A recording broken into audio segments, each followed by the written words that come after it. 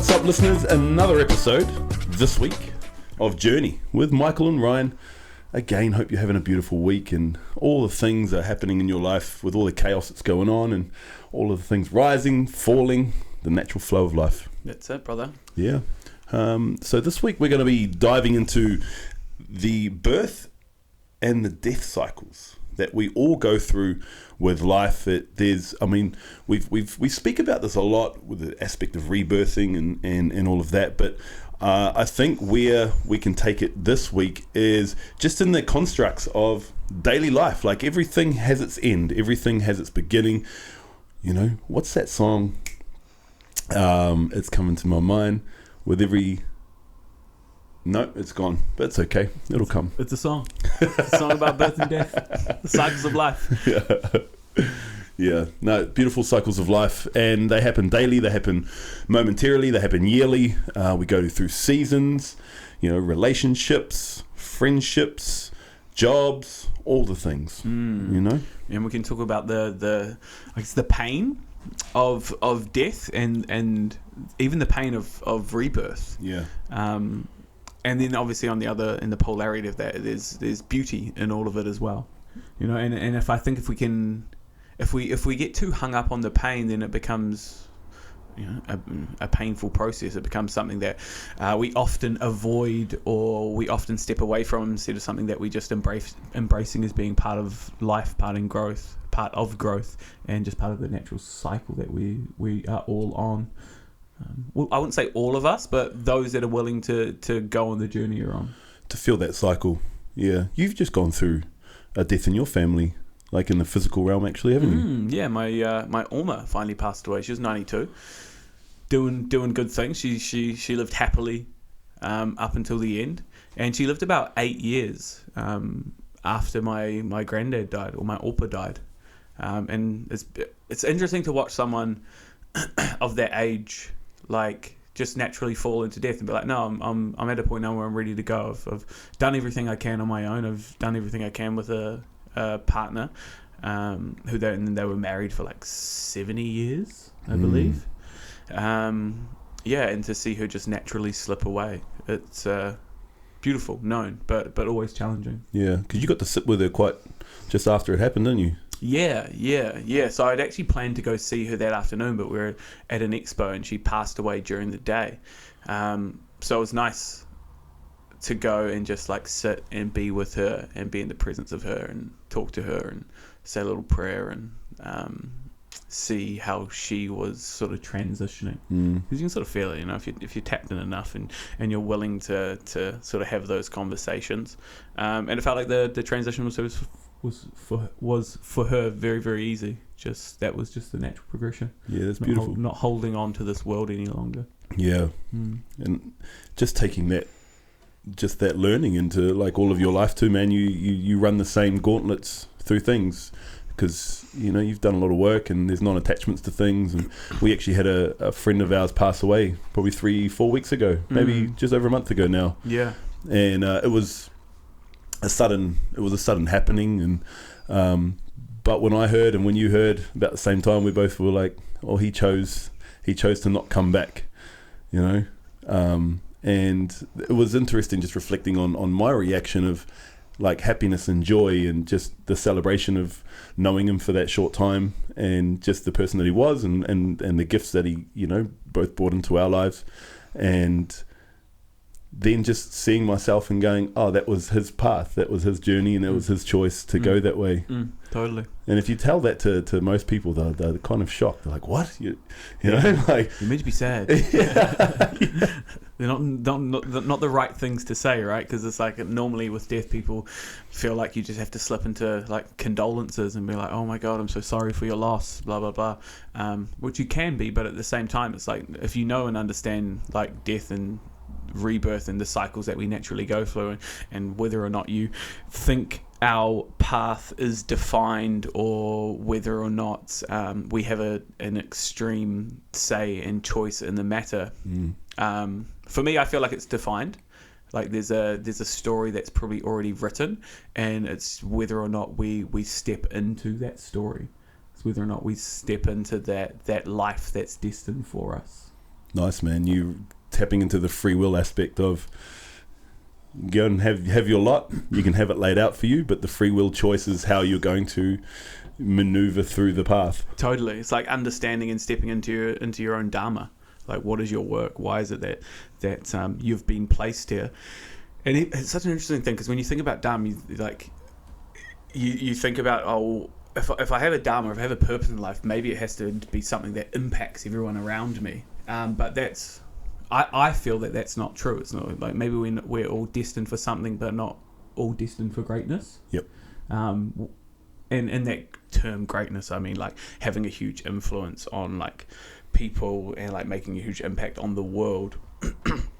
But that huge impact could just be on your children or your loved ones or the people that you teach in schools, or if you someone that like works in a trade or something like that, it's like your impact could just be those interactions that you have with people every single day and just mastering your craft. Not missing the point where, you know, you're just a bricklayer. It's like, well, no, you're actually building people's homes. You're helping somebody have a home.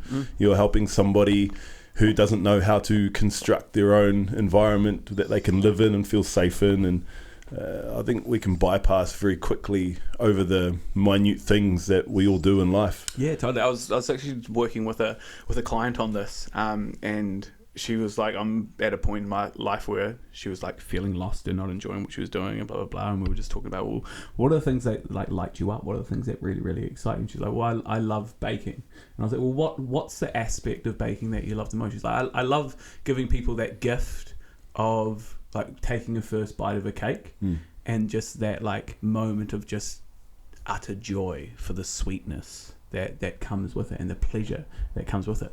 And then I was like, well, what if you chose not to do that? Like, imagine how many people you would potentially let down because they don't have that opportunity for that moment in their day or their week. Like, just like think about how like much of an impact something that is simple as like being a baker could be, but if you put meaning and purpose and find a deeper reason for it and a deeper impact of it, then everything has meaning. Yeah, I got a beautiful message from a dear brother of ours today. He's been on the podcast before, Mr. Michael Moksha, and he just sent me this beautiful message, and it's kind of along these lines. He said, I have mused the notion that the more aware you become, the more of a failure you can perceive yourself to be, because the more aware that you are, the more pressure there is, and the more choices you have, and the deeper you can critique.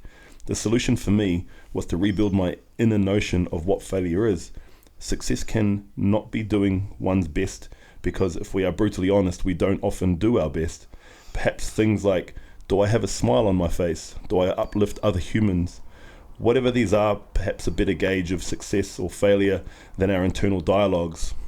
I love the rush of Pete saying that you are not a failure. If you are a failure, you are a failure if that is how you choose to play the game. And it's just like that. It's yeah.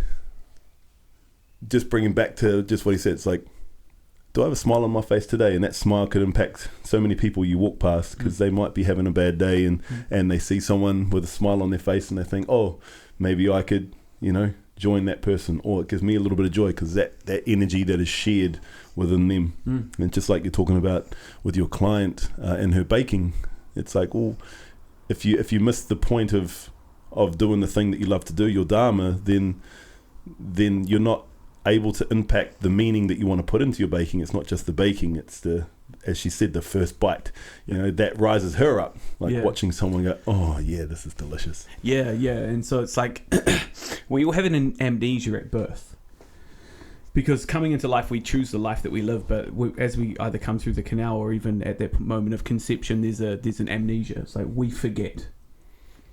But all of us have a daemon, all of us have a guardian angel or a guide.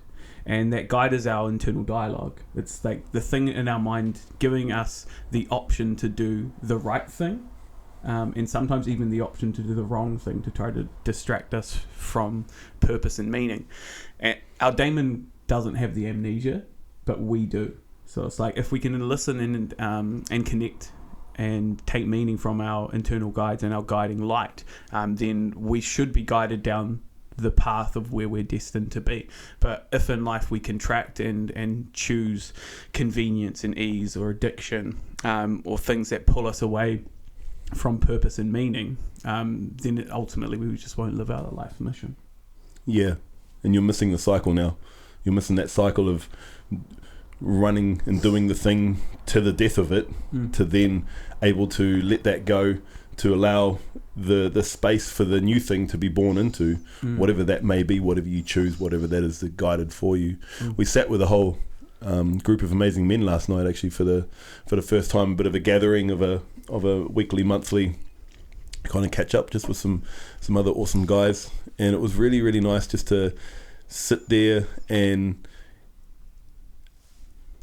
create this space that was created where some of these men just sat around. It was the first time they've actually ever sat around in their life and just had the space to talk openly about things that weren't there, that aren't usually discussed, and most of them kind of own construction companies and things, so it's a different space for them to be in. But it was really enlightening, just to sit in that and be in that as well, and offer some vulnerability and sharing our story, and then in that course it helps others open and share their story, and when you can do it in a judgment-free zone, anything is possible, and that's where things can be birthed and things can be born, but things can also shift and die. You know, one of the conversations with one of the lads was he just feels kind of stuck where he's at, you know, and it's like that holding on so tight to the thing because it's so known, and it's like, I worked so hard for this, I've got to hold on to it, and you know, it's potentially made him, you know, had an injury and things like that. But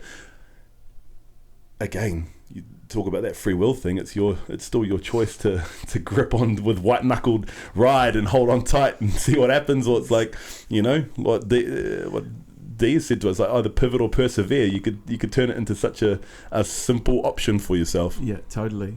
And it's like we're all given little nudges, and then we're all given really loud screams, and it's just whether or not we have the courage to act on them, whether or not it could be extremely impulsive, and you don't really think things through, or if you're like, okay, cool, I'm going to plan an exit, I'm going to plan this death, I'm going to figure out how I can get out of this, which leaves the less collateral damage to the people around me, to myself, finances, blah blah blah. You know, we're living in a space and a place now where most people who are extremely successful are still leveraged to the T.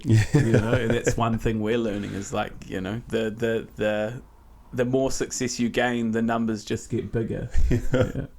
And with that, the stresses get bigger. For sure. But the stresses are still there. And your capacity to hold the stresses as well get bigger as well. It does. Yeah, it really does. Feels exciting, man. This theme dropped in this morning when I was kind of really brain dumping some things, and you know, I feel like I'm at the end of a cycle for a few things and pieces of myself, and you know, this is where we're constantly in, and especially after like the 12 months of rebirthing and all that, and it, you know, pieces are still landing and all the different parts, and the grief never gets easier. You know, it's always going to be there, because regardless whether you're happy to let it go, there's still a part of yourself. This is me personally, if I just sit there and really listen, and it's hard to let go sometimes, even the things where you know that it is, because it's scary. You know, I'm scared a lot of the times of the things that we get up to in life, and I'm like, oh, okay, we've got to get into this, and I don't have a playbook for anything that I do. It's just I get strong nudges, and then maybe I won't listen, maybe I will listen. If I don't listen, I start getting slapped a little harder, but finally it'll get to a point where I've listened, and then I'll move on to the space. But the birth and the death and the rebirth or birth cycle of my life, definitely it's getting louder and louder. I can definitely feel that, but it gets much more fun and exciting as it gets louder as well. Yeah, totally. And it's like always fall back into that same adage. Like, as human beings, we often choose the certainty of misery over the misery of uncertainty. Like, there's so much so much misery in the lives that people live, but it's guaranteed. Like, you know what's going to happen. You know from past experiences how things are going to play out, how your life is going to play out. You understand the stresses that you have. You know that you may be able to manage them, or you know the chaos that you live in, or even the relationship if it's not working out perfectly. It's like you know it. You know, so it's easier to hang on to that because there's so many other possibilities that out there, and people often think things when they let go of something, the potential for the thing they're stepping into not to work is always higher than it for it to work. You know, there's like, we have a negative bias for things to always go wrong because that's the way in which our brain is wired. Like it's always looking out for possible dangers. So it's like to fully step into a next evolution with like open arms and full trust takes courage with a big capital C. Big C. Yeah, that's the driver for doing the things. And the courage is not, this is an old adage, the courage isn't the lack of fear. In fact, fear could be screaming at your face. But what are you going to do? Are you going to let the fear win? Are you going to let the fear be your guiding premise, or are you going to still do the thing anyways? Get back on the bike, as they say. Totally. What do you feel like your purpose is in life? My purpose, my strong purpose, my guiding purpose. Let that simmer for a second so it can come from a deeper place.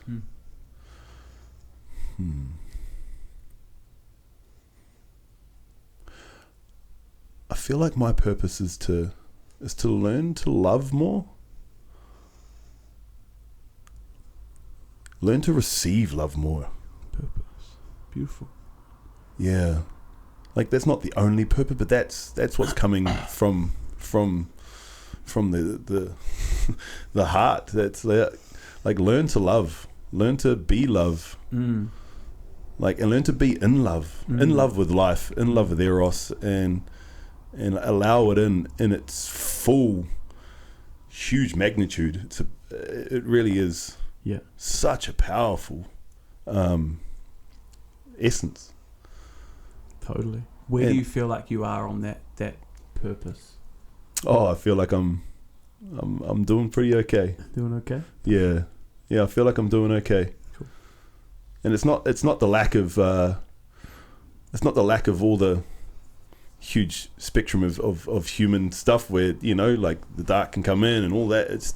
But it's still in search for love. Is probably the better way to put it. In search for it, knowing that it's always there and you can tap into it. And I think this is like a big essence of like finding God and God finding me and feeling God's love and just knowing that can always be there. So you don't ever going to be alone. Don't ever feel like you're going to be alone. But as love, and definitely in my relationship, and I've the most loving partner who just oozes love. So if that's any indication of how I'm going and traveling on my path, then I'm doing okay. Doing all right. Yeah. Beautiful. And then it's like learning to let that love in. And that's vulnerability. It's like you're literally offering all of yourself.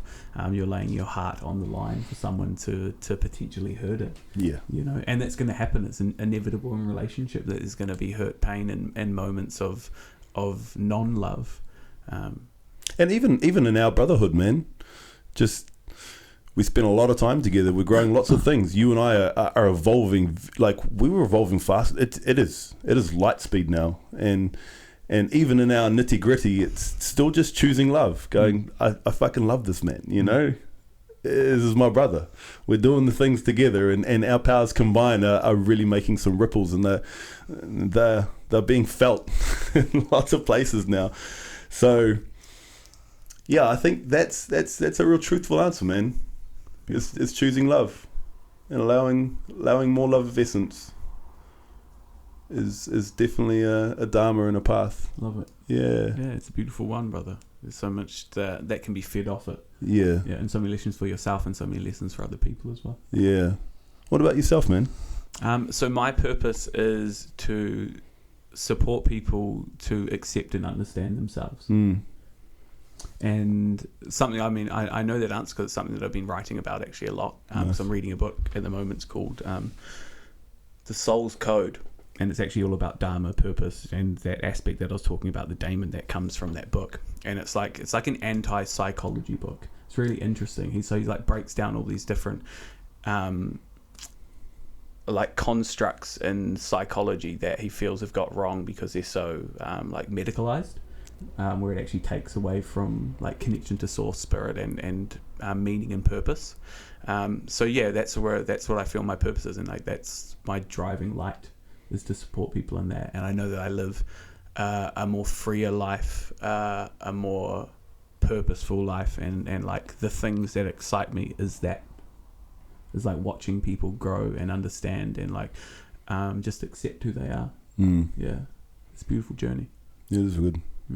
We're setting up all the things to make that happen as well. Yeah, totally. And I felt it when I had to put that purpose on pause for a year and a half when I went back into engineering. You know, it was a big part of my identity that I just had to like park up, but I could feel that I'd made that like conscious choice for it to just be like placed to the side for a little bit while I, got the ease of engineering cash. Hey, look, man, we play in all realms here. Sometimes we got to do what we got to do. What do you got to do? Yeah, it's a beautiful process. And it's like even there's a death and a life in that. Yeah. Because for me, for a lot of my life, I chose not to step up to that purpose, even though all the signs were pushing me in that way. And it's just been like a slow progression. Now, could I step even more into that purpose? I think that's like the next evolution of like really putting it out there and really sharing like what we've learned through rebirthing in like a more impactful way.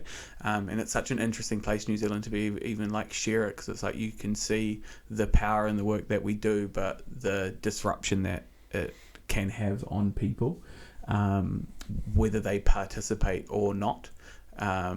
It's such an interesting thing to see when you're holding people in the depths of themselves, and to see the ones that like really step up, or to see the ones that like naturally step back. Yep. And that's okay. Yeah, they taste like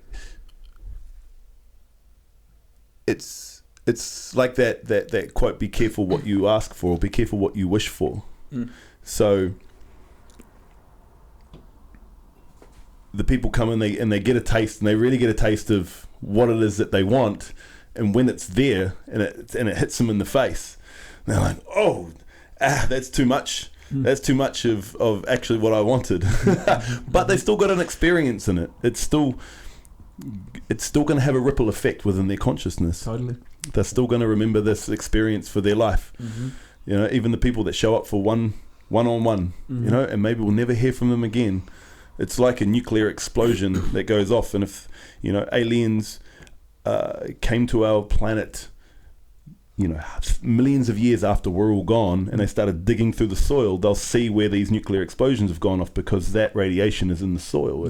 It's a level of evolution that is there, and I feel like that's what we do with people. If they never do it again, they still got that little. It's still been an imprint. There's an exactly, bro. The imprint. It's an imprint of their own internal power. Yeah. And I suppose that's what some people shy away from. Is like through the breath, knowing and understanding the power that you have to heal yourself, to like change your script, to rewrite the past, and to let go of the energies that have been corrupting you for so long. Yeah. And it's like, as we spoke about before, it's like that holding on to what is certain, even though it's miserable, is the addiction for some people. Is like to stay in pain, suffering, because at least then that's known. Because what is possible if you live your purpose, your passion, and you live connected with love, is fucking anything is possible. And that means you are a creator. You are, you connect with the God within yourself. And for most people, that's extremely intimidating. I love what you just said there. Like, with love, anything is possible. That's in a nutshell, man. That's the expansion of it. It's that energy of love come to and be in and full with love. Then anything is possible. And to add a bit more onto that now, my purpose is to help expand people. I love it. This is what fills my cup when we're doing our healing work, I suppose the best way to put it, is seeing that person feel the possibilities, the endless possibilities within their own self of their life. Yeah, like they can see it, and and they feel it, and I it. love that as a purpose for me. Yeah, I love allowing others to move into that, and then they have a choice and an option to either rescind or to grow from it. Yeah, for sure. It's like showing people what's possible. The breath shows people what's possible. Yeah, there's a simultaneous birth and death at the same time. It's a very it's a palpable experience. Yeah, and it's like it's unexpected because you never really know what's going to come up, or never really know what you're going to go through. It's like the lady that showed up in the weekend, and she was like, I feel like I processed my sister's birth, because she was there for it. She was like essentially a support and a doula for it, and she's like, that happened a few weeks ago. It was extremely traumatic, and it's like I could feel like I couldn't shift it, and through the breath she got to release that for herself and her sister. So it'd be really interesting to know or be a fly on the wall for and seeing that relationship, and even seeing the way in which it may even affect the child, because it can have such a ripple effect in that way. And don't we know it? Oh, yeah. I mean, how much work have we done on ourselves, and then you see the ripple effect into our families, and over time it creeps more and more and more into it. Totally. God, it's amazing. That's why it's such a big smile on my face talking about it, because it's so wonderful, it's so awesome. And this is why we sing it from the rooftops from our podcast studio here every week, totally. In some form or another. For sure. And it's like goes back to this, like there's people die and then they stop breathing, right? A lot of people in the earth on planet Earth do that because they lose purpose, they lose meaning. Yeah. They get caught in the human aspect of it all. The paying bills, the fights with partners, the drinking, the drugs, the alcohol, so much so that they just numb themselves from living in love, and then they survive for another 20, 30, 40, 50, even 70 years, and then they stop breathing. Yeah. Do you think we're born? Do you think we choose our purpose before we incarnate? Nah, I think it's already there. I don't think we choose it. I think it's already imprinted it's a negotiated whatever at the beginning, and then it's like, you're okay, going down for this specific purpose, and even to the much so that it's like we're given our traumas. We're given our parents to parent us in a specific way that is either going to support us into our dharma or traumatize us into our dharma. So it's like we could be brought up in a specific way where it actually pushes us further away from what our dharma has to be, so that we live an extremely chaotic life, so that ultimately pushes us towards it later in life.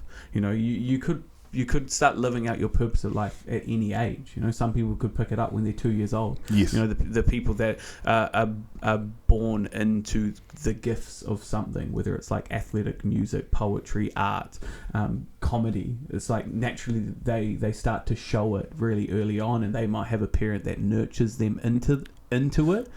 And that's because their dharma has been so great that is what's the gift that they're being given.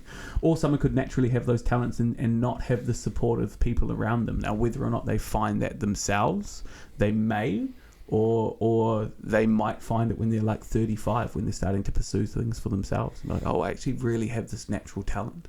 Or their environment has forced them to drive them into something to get them out of that environment. Maybe a poverty consciousness, poverty environment. It's like, how many people have who are, let's just use fighters for example, who are amazing fighters, and they literally were like, if I didn't have fighting, I would be in jail in a gang or dead. So that environment, their environment that they chose before incarnate, has driven them to find and feel their dharma through a series of their surroundings of chaos and trauma. It could be an abusive father, or it could be the fact that they had extremely supportive parents that were like, oh, okay, you want to pursue that? Okay, let's follow you through that.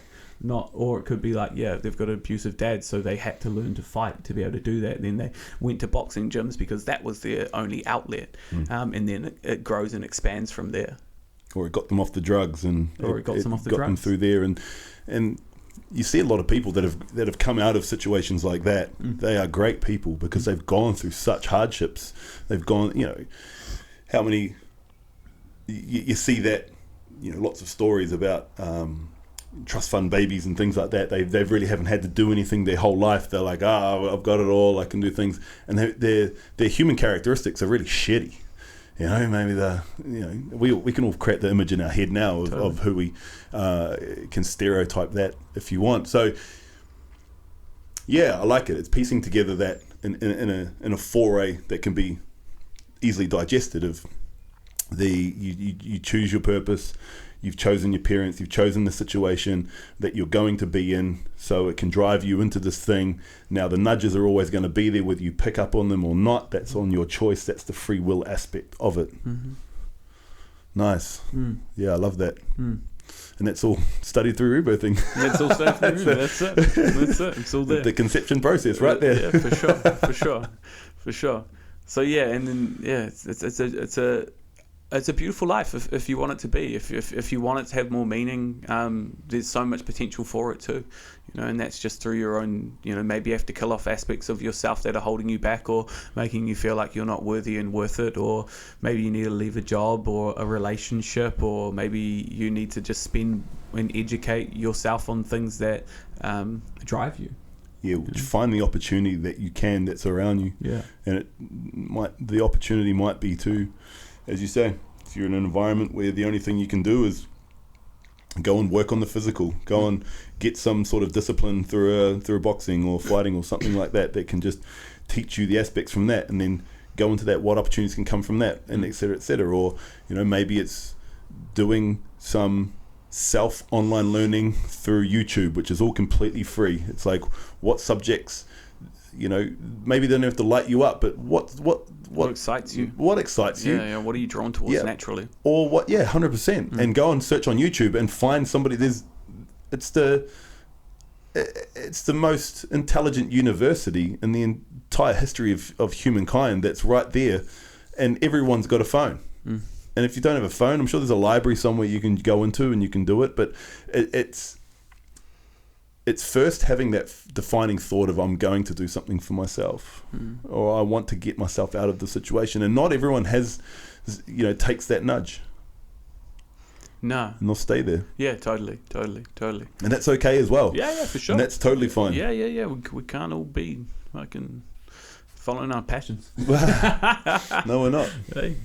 There needs to be ants. Always going to be worker bees. Yeah, exactly. Yeah. Maybe, I just had a funny thought. Maybe if we, instead of calling it rebirth, we call it redeathing. Redeathing. There you go. Constance death. Kind of more prevalent. Well, we used to call it death work, right? Death work, breath work. Yes. It was a bit sharp. It's a little sharp, but even rebirthing for a lot of people sharp. I know. What's that's interesting. Even when we first studied it at the end, all of it's fucking sharp, regardless of the name, Mike. It's going to push people away. It's such a funny world we live in, isn't it? Even just say the word breathwork to somebody who's never even heard of it, and they rescind away, and I'm like, have you ever heard about this before? No, I've never heard of it. No. What are you rescinding for? It's still a thing in the consciousness. Yeah, for sure. It's I don't know. It's a funny thing to offer to the world. This is my dharma. Come on. Yes. How do we get here, bro? I don't know. I could have been a painter. Man, I was a scaffold. I could have done that for like 40 years. Hey, look, I could just keep laying pipes, Why couldn't I could have designed tunnels that people needed. Hey, the bank would love you more, bro. You could have more properties doing that way. I know. But hey, here we are. Here we are, man. And loving life. You loving life, man? I'm loving life, man. Yeah. There's so many aspects of my life that I, in the past, have dreamed for my life to be. Yeah. Like love, relationships, friendships, business, freedom, time. Yeah, honestly, it's in such a fucking beautiful space. It's a dream, man. Yeah, it's a dream. I reflected on this actually just last night. That's why I brought it up. And with all the noise, we can forget that there was a point of me that dreamed this life that I'm in right now. Totally. Like I was like, man, I have my own business, I'm doing my own thing in my own time, and we're making money, and I have a beautiful relationship, and like this and that, and all. And I'm like, bro, check yourself, man. You're living your dream life. Now you just have to relax into it a little bit more. Like, oh, this is okay, cool. Like this is everything I asked for. Beautiful, thank you. I'm grateful. Totally, man. I receive. I take it in. I'm grateful. My prayers every morning. First things that come out of my mouth is thank you. It is absolutely thank you, and it's such a nice little reminder. Yeah. So just have a look around. I don't know, gratitude. When you can move into gratitude, that's where the true manifestation magic happens. Is in gratitude, because your heart is opening. You're changing the tune to that you are worthy of receiving whatever it is that you want, because gratitude is the magic bullet. It's the magic power. It's the Harry Potter wand. It's the you try and live more gratitude, just like what Mike said. It's like sometimes it's just having gratitude. You can put a smile on your face, because there's some people, and I'm not saying you have to compare your life to somebody else's life and go, oh, I shouldn't be that good, because there's people that it's like, no, that's bullshit, because you're living your own lived experience. But if you need to just find something just to be grateful for, and you can go, yeah, I can smile.